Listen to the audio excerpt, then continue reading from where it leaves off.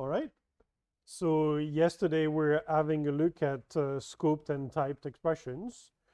So we saw that we could, using some kind of list of types, describe what it means to have a context, and then we can refer to variables in the context using any in disguise.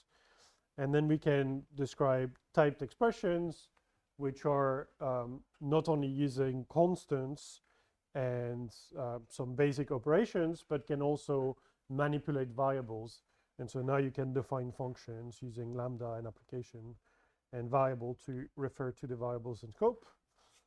And we saw then that you could give this semantics, and it's not too surprising. If you have a meaning for all of the variables in scope, then you can give a meaning to the term defined in that context. Yeah, so we saw that. Okay. And again, you'll notice that there are no errors, right? Thanks to the typing discipline, we ensure that we never need to consider whether something is typed or not, because we're enforcing all of the invariants. So, of course, we could extend the type checker we've seen last week, or whether we tend to call it an elaborator, because it's not just checking the type, it's also transforming the untyped expression into a typed expression with all of the invariants enforced. So whenever you have something that takes row syntax and gives you some kind of internal syntax for the language, we tend to call that an elaborator rather than a type checker. Okay. And what I wanted to have a look at today is transformations over that syntax, that small programming language.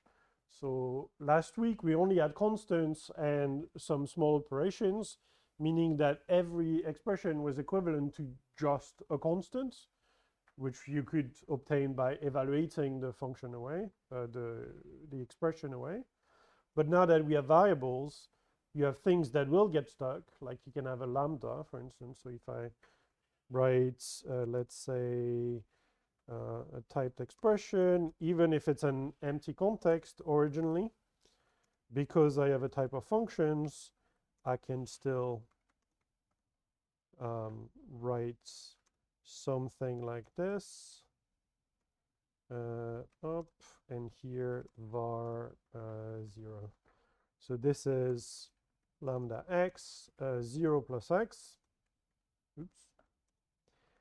And this is already a value, right? We're taking, we have a function that takes an argument and then adds 0 to it. And if you run the evaluator, you're going to get a function in IFTA, but there's no way to look into it and so on. And crucially, this one could be simplified because we know that semantically 0 plus x should be the same as x. So before compiling the language or evaluating the expression, we could start by simplifying it. So the idea is to start to implement these transformations as optimization passes, essentially. So I have a handy definition here. What does it mean to have a transformation? Well, it's something that's going to take an arbitrary expression from gamma to, in context gamma with type t, to another arbitrary typed expression in context gamma with type t. Of course, it's not always the case that transformations are type preserving. Sometimes they're also transforming the type. So I don't know if you're familiar with continuation passing style, but it's the idea of like having an extra argument that represents the future, and then you're going to call it with the result of the computation. So in this instance, you would get a more complex type here because you've transformed it. But as a first step, we're only going to look at type preserving transformations. So do you have a favorite constant folding operation, Connor?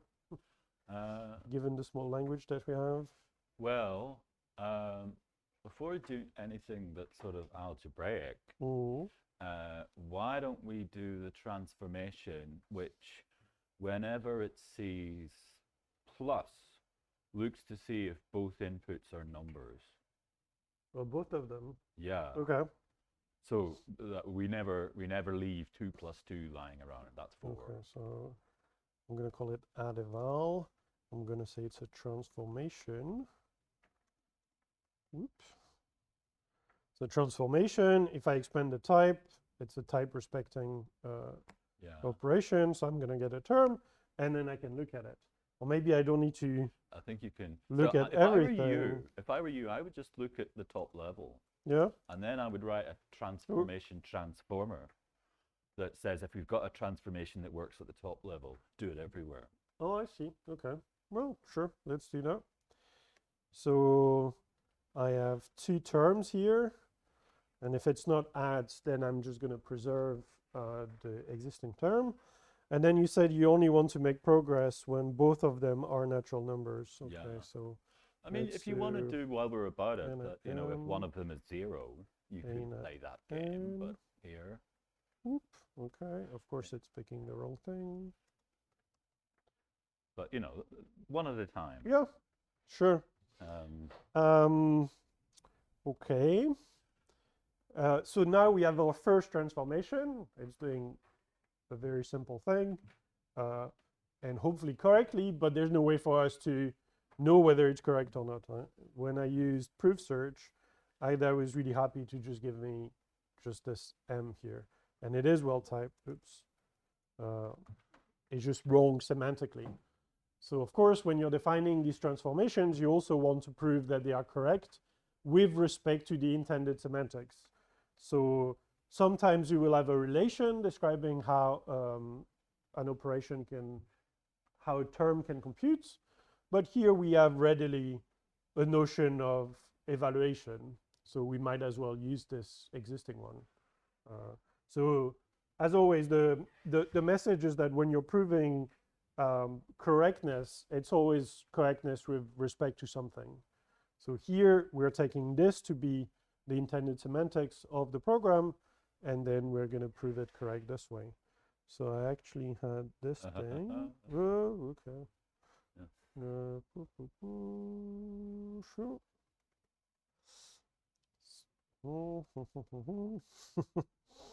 Okay. So what does it mean for 2 terms to be semantically equal?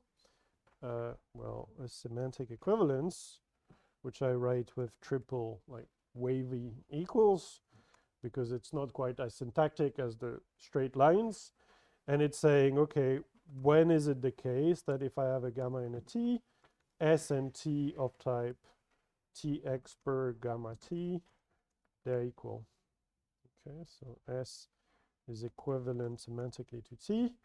I'm going to say, no matter what interpretation I give to the variables in gamma, the semantics of s should be equal to the semantics of t. So if I have an environment of cval gamma, okay, I just screwed myself here, quick, gamma.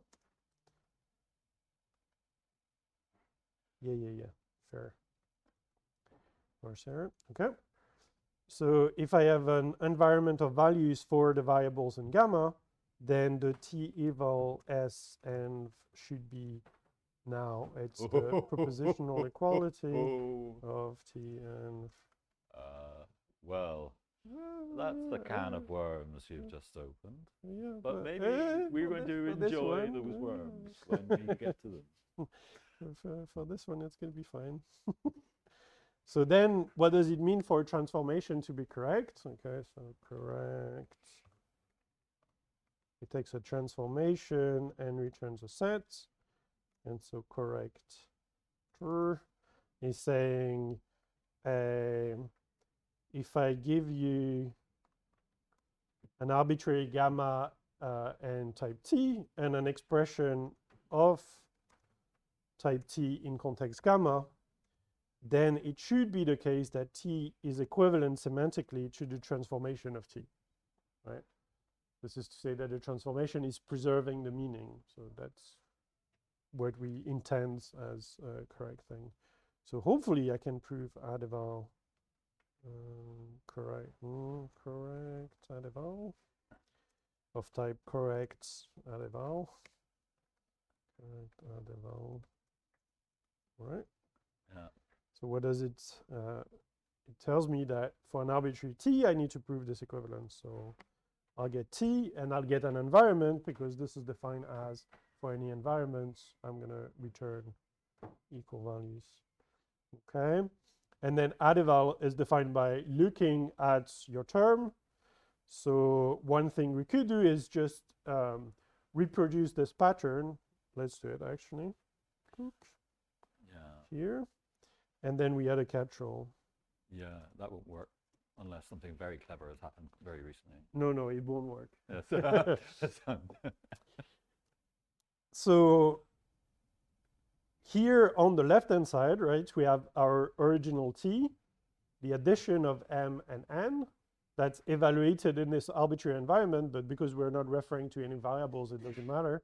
We just get m plus n. And then on the right-hand side, we have the natural number m plus n evaluated in an arbitrary environment. Again, it just reduces to m plus n.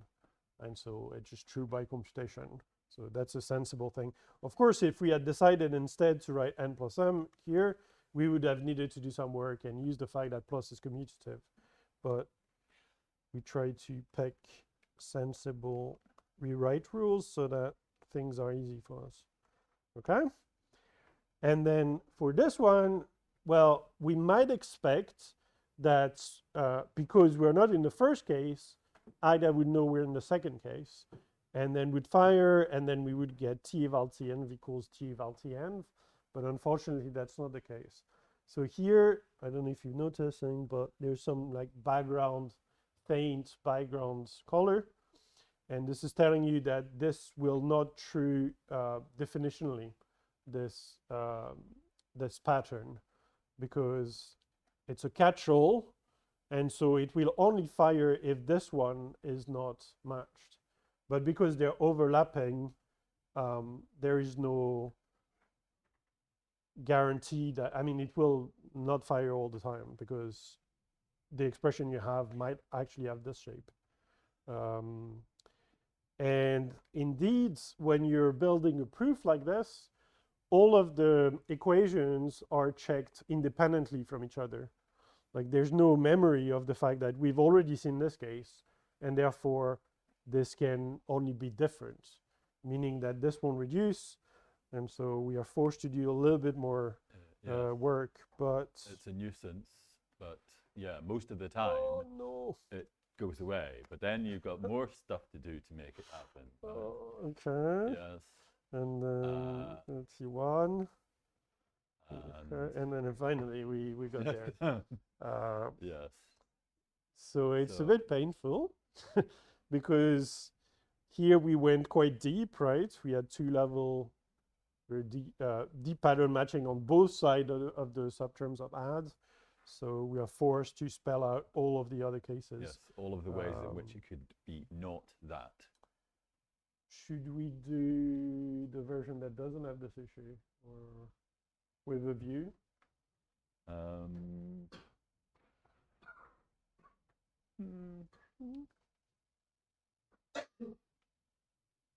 Maybe, but I think there are more interesting things to do. Okay. So we do the depth first transformation transformer. Yeah. Do you want to do the transformation transformer? I can try and do that. Yeah. Okay. So this will transform like 2 plus 2 into 4, but annoyingly it won't translate 2 plus 2. I can write some tests. Plus 2 plus 2 into 8. What we'd quite like to do is to look more deeply inside to see if a transformation applies, so that our inner 2 plus 2s get turned into 4s, and then our 4 plus 4 gets turned into 8. So, yes. Yes.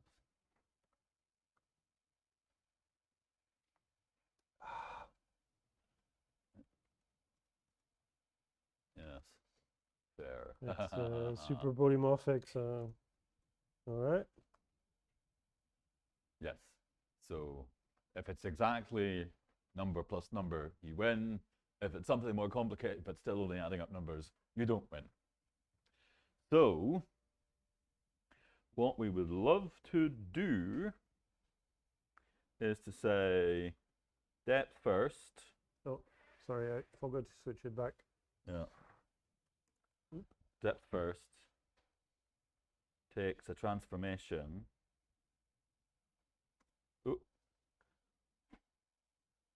Transformation and gives you a transformation.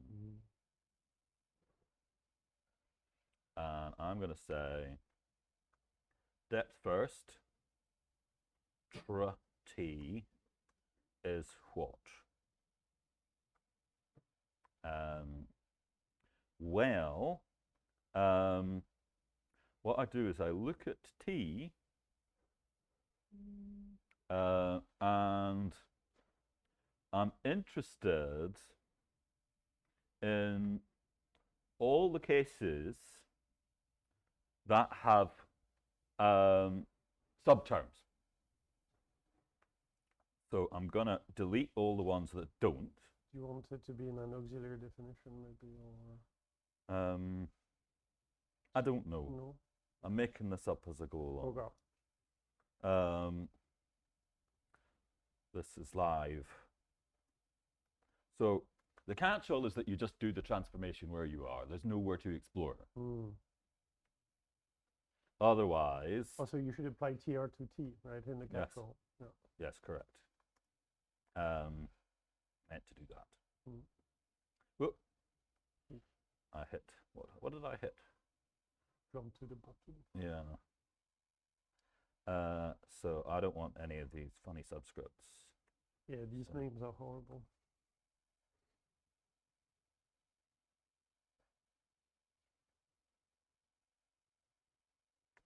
Okay. So here, just to get us back into color, I'm going to say I want to do tr of add of depth first tr s, depth first tr t. See the pattern? Yeah. That's, I've got the wrong paren there. Is that, what's happening? Why is it? Yeah, that should work. No, I just hit the wrong modifier key. Oh. That's my life. All right, I meant to call this E. Okay, so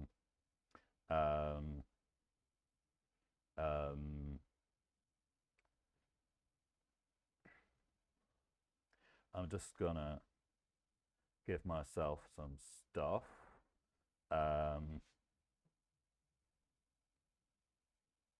Right, and this is going to be tr of if t of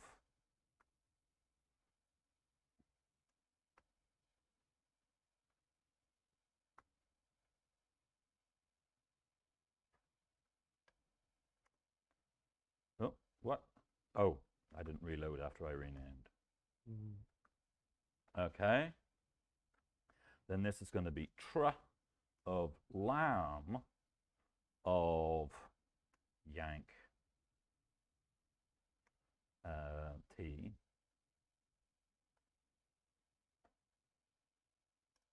And this is going to be tr of app of yank f yank s. Okay. So shall we try seeing if Sure. the depth first version does something nice? Yeah, so we can grab the previous example. Oh, okay, this is...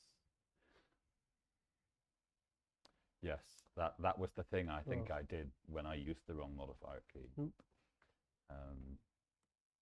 So now if we do depth first on add eval for our old expression, that proof doesn't check anymore because the right-hand side has actually been reduced. So if I remove the right-hand side and again solve the goal to get the simplification, then I actually get this thing. But we get even more than that, because if we have something like lam adds not to, let's put a var0 here. So I'm being strategic in where I'm putting the var0, but you'll see why fairly soon. Okay, forgot to normalize. Yeah. Right, so I didn't want to put the var0 in the middle, because then it would block all of the reductions, because we're looking for a pattern of the form add of two constants. But here we do have a trailing add to 2, and even though we're under lambdas and other stuff, we do manage to deploy this reduction in that position. So one of the nice things about actually naming what you intend to do, so like giving a name to transformation, is then you can build a small domain-specific language, as it were, where you are describing not only basic transformations, but also ways to lift them uniformly. So that was pretty cool. And I think we can prove it correct. Yeah, we should be able to prove that if truck is correct, then depth first truck is also correct. So correct If we're lucky. implies correct depth first. Sure. But we And might, so, I don't know whether that's, yep. we'll see what happens Well, sooner. we're going to be in trouble, I suspect. Yeah, but yes. So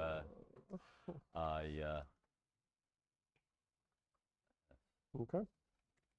Um, So if I didn't specify it was a transformation, because there are implicit things at the front, it gets a bit iffy. It's not exactly sure where to introduce these implicit arguments and so on. It's much easier if you tell it what the type is. So that's the message from last week, actually, where inference is nice when you can get it, but sometimes you have to say what you want to say. Okay, so if we have a correct transformation, then we get an expression and an environment, and we need to prove that, oops, that was the wrong move, that the depth first application of the transformation respects the correctness. Okay, so let's split on the t.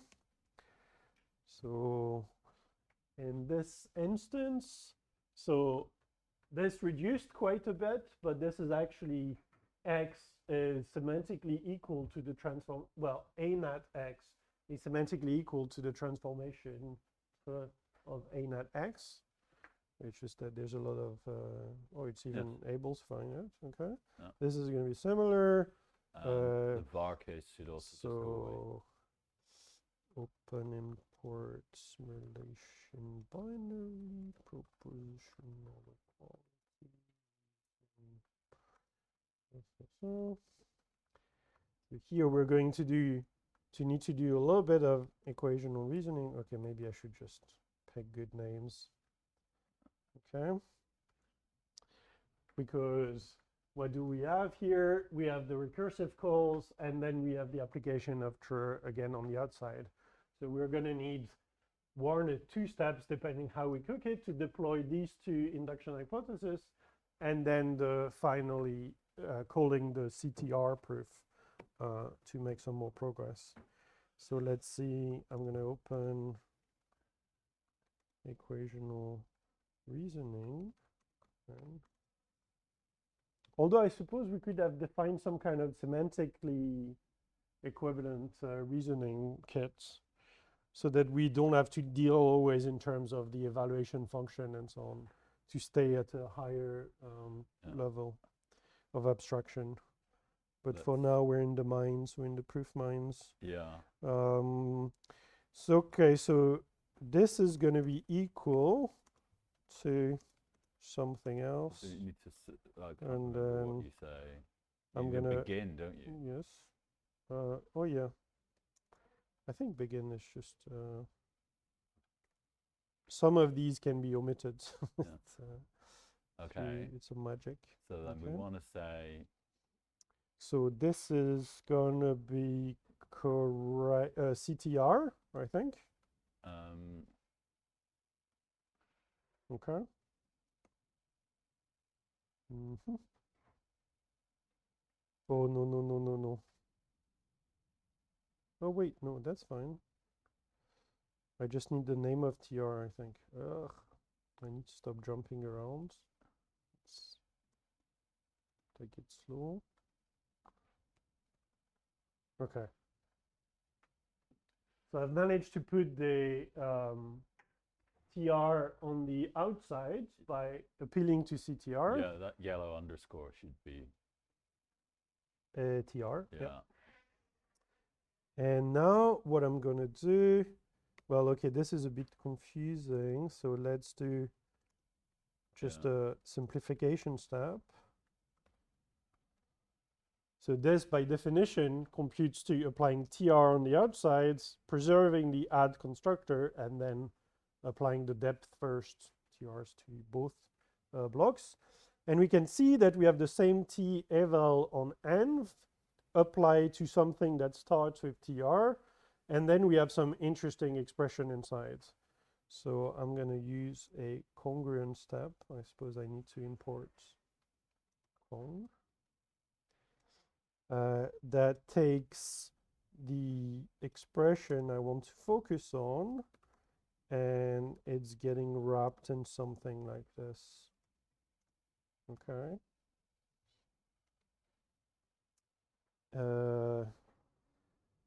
And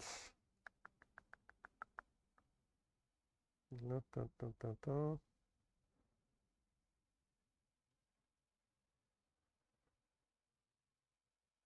Yeah, I thought the opening step was slightly, Yeah, I think I painted myself into a corner by doing this step first. yeah, I would have just done a reduction Yeah. to do a symbolic evaluation now, just Okay. so you can see what's going on. Because, I mean, it is true that when we are doing the optimization, we are starting from the outside, from the inside out, right? Yeah, Okay. So this is this thing, which, so that's gonna be, let's see. right. So you know that Hmm, you can, maybe I should do this one. Yeah. yeah, so that one, so you can, working right to left, you can always get rid of a tr Yes. that's being, that's under a t-val. So that's a good move there. Up, up. Yeah, so you want to use CTR in goal one, Oh. I think, and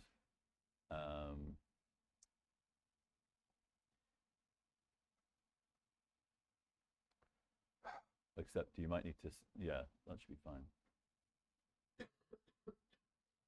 Yeah. Okay. Okay, so now you've got something plus something, which Right, is good right. news. That's good. Okay. Now we can go inside the pluses. Conc 2. Yeah.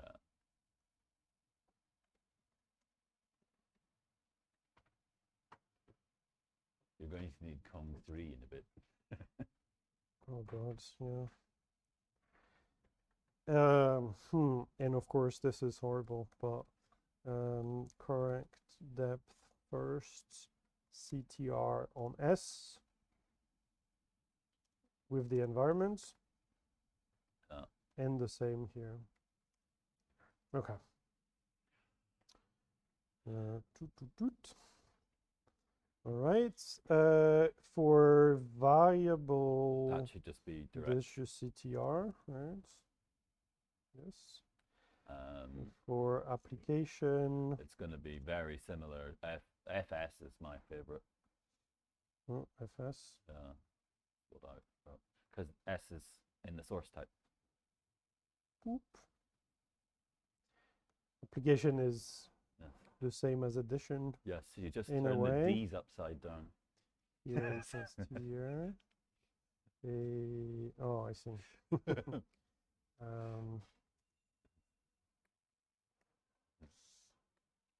Up, Yes. up, up, up, up, up, up. And then Yes. I am tempted to use this. Maybe I should import it.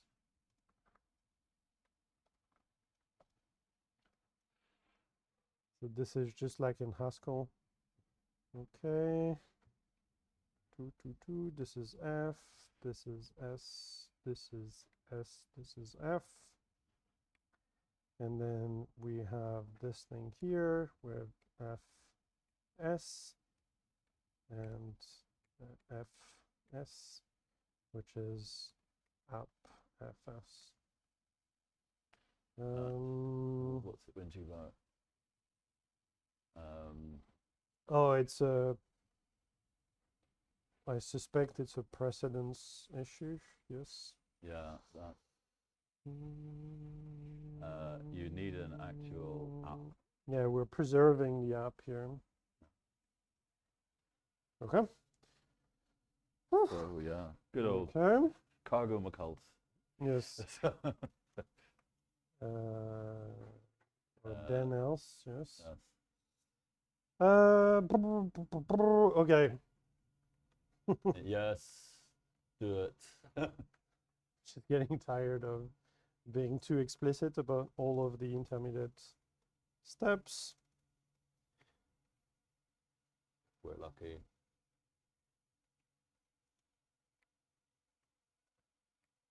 So, oh, you need envs. Oh, yeah. And oh, yes. Yes. Yeah, this is kind of annoying. It's a sign that it should not have been an implicit argument. Okay. Then if you're lucky, you're ready to do that also by the same thing. Yeah. Okay. Now we arrive. Oh, right. At the potential landmine. Let's see if you're lucky. I don't think I am. Yeah.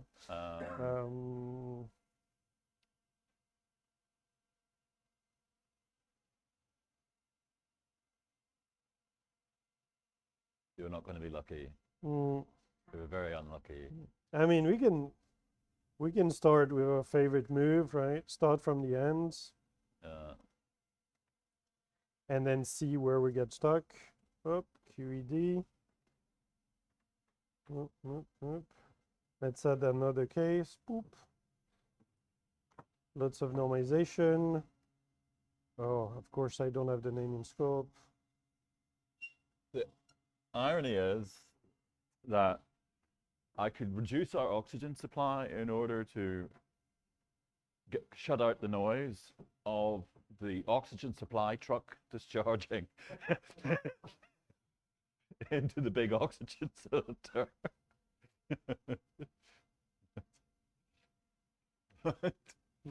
Yes. So. So close. Yes, very close indeed. Yet so far away. Yes. So.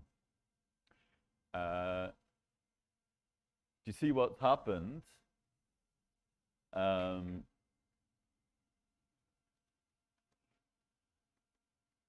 We would like to write something that looks a bit like this, right? We want to go fetch the term that's under the lambda, but of course that's not a valid thing.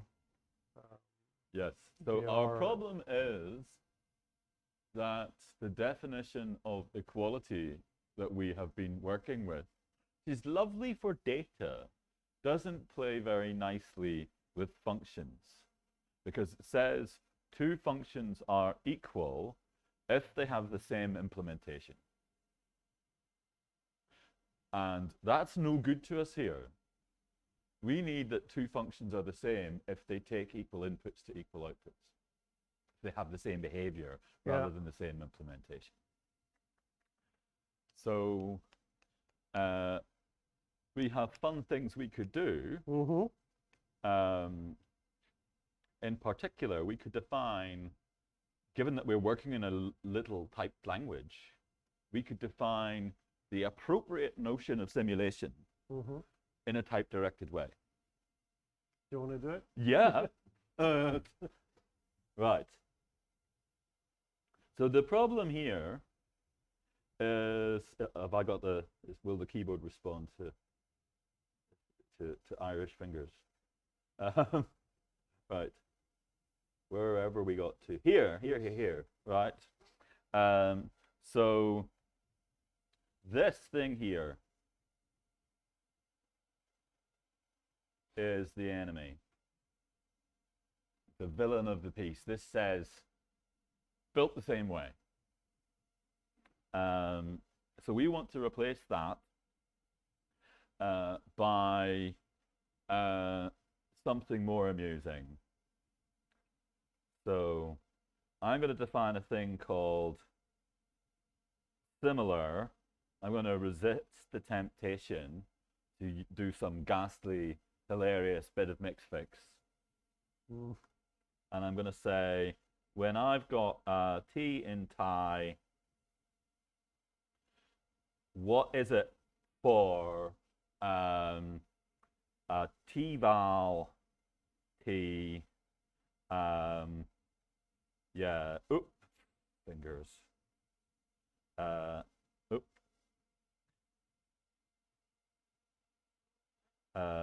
if I've got two of these, you can always tell which bits of the file are written by Guillaume and which by me, because I don't do Unicode arrows. And right. So what does it mean for two of these things to be similar? T, V, V and W, I'm going to call these values. V et W. Right. Right. So, guess what? For bool, I'm happy to say V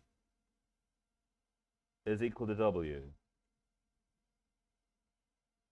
And for nat, I'm happy to say V is equal to W, because the standard equality behaves nicely for things that are just first order data. It's for functions that we're in more of a pickle.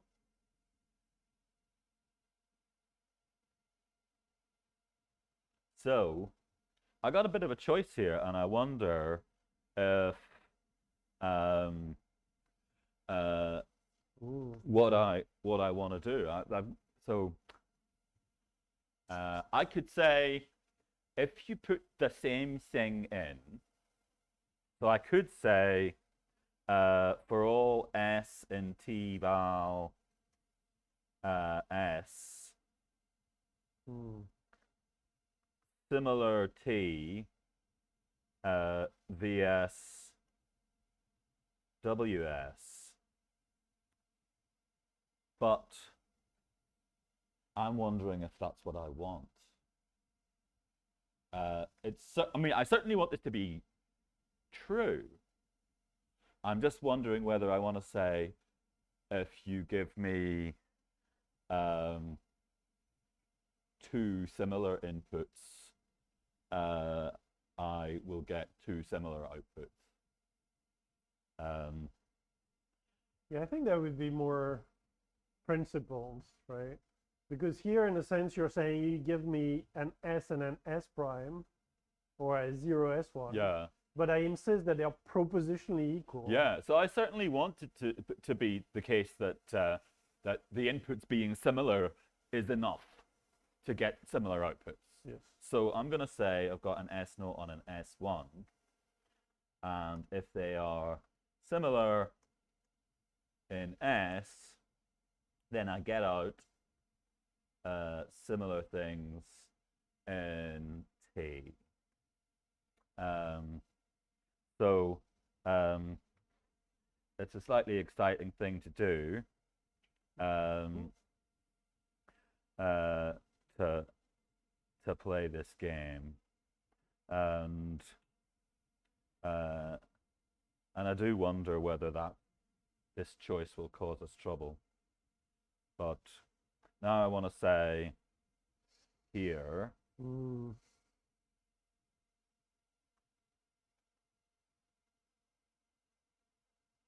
Oh, I see. Yeah, this is going to be.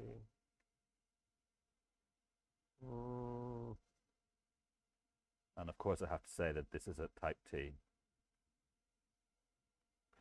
So I don't know.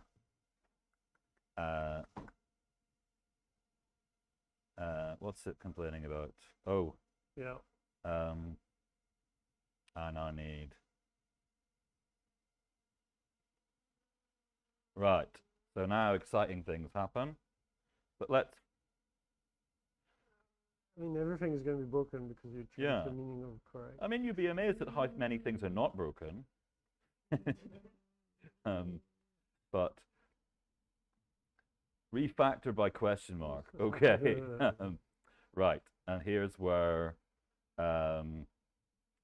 rewrite is definitely not a thing. So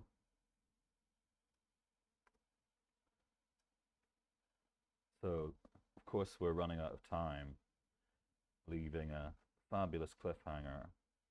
But you can see where this is going, right? The equality on the booleans is going to be the propositional equality, meaning you do get the same boolean on both sides, meaning the if then else on both sides are going to reduce to the same branch, meaning you're able to appeal to the right auxiliary induction hypothesis, depending on whether you go left or right. Right. Now, so we've got about 8 minutes left, and let's see what happens here.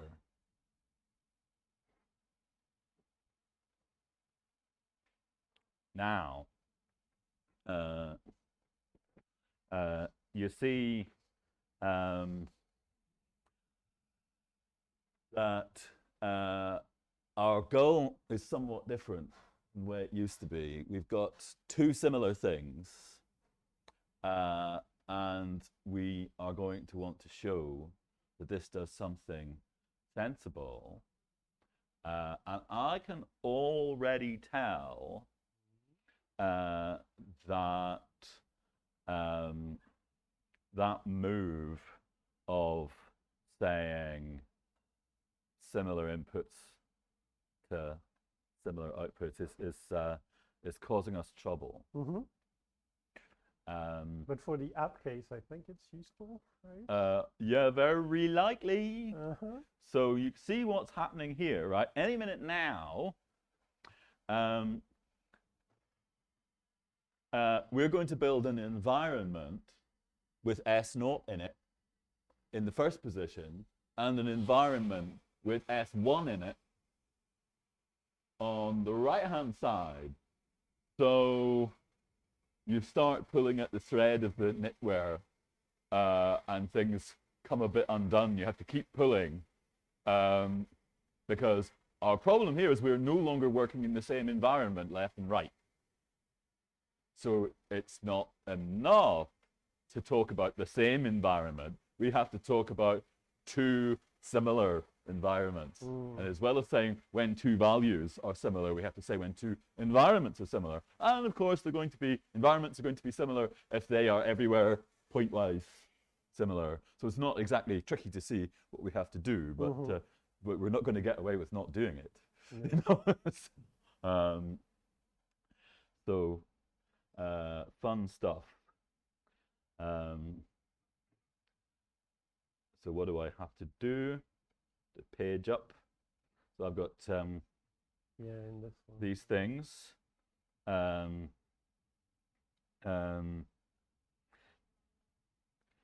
Simenv. Yeah, because we've relaxed the notion of equality between values, but somehow here we're insisting still on things being equal on the nose. So, what are environments called? CVAL, context values.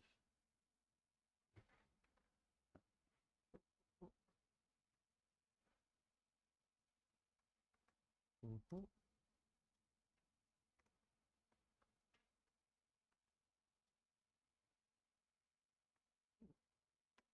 then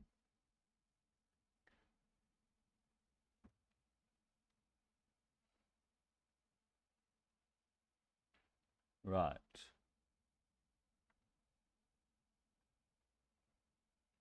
So right, if the context is empty, we know our environments are boring. In fact, I'll match on them just to show that they're boring. Oh, and then I get horrible things.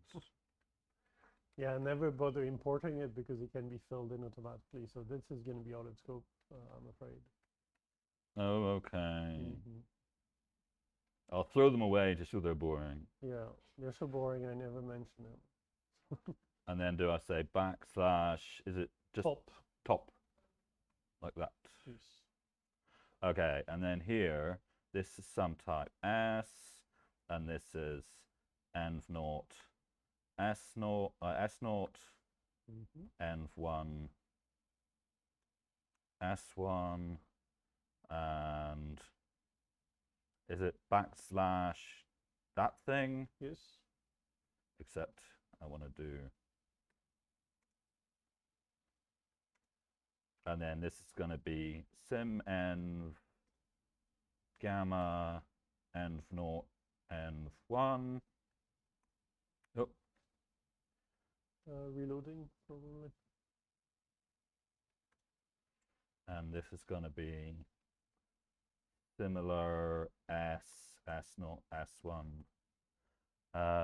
Okay, so now we're having a wonderful time. I'm going to just go all out on naming things nicely. T naught, T1. We got an env naught, env1. We got a sim env, no, not a dim env.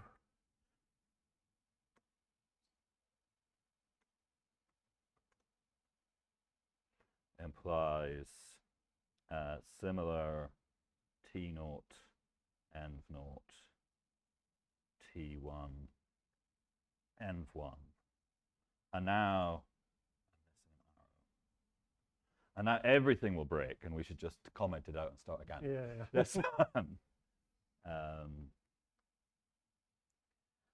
well, one thing you could do is keep correctness on the nose for transformations that are easy, and then prove that correctness on the nose implies like the more extensional notion of correctness, where you're up to similarity. Yeah. So so now if we want to do correct depth first, rip it up and start again.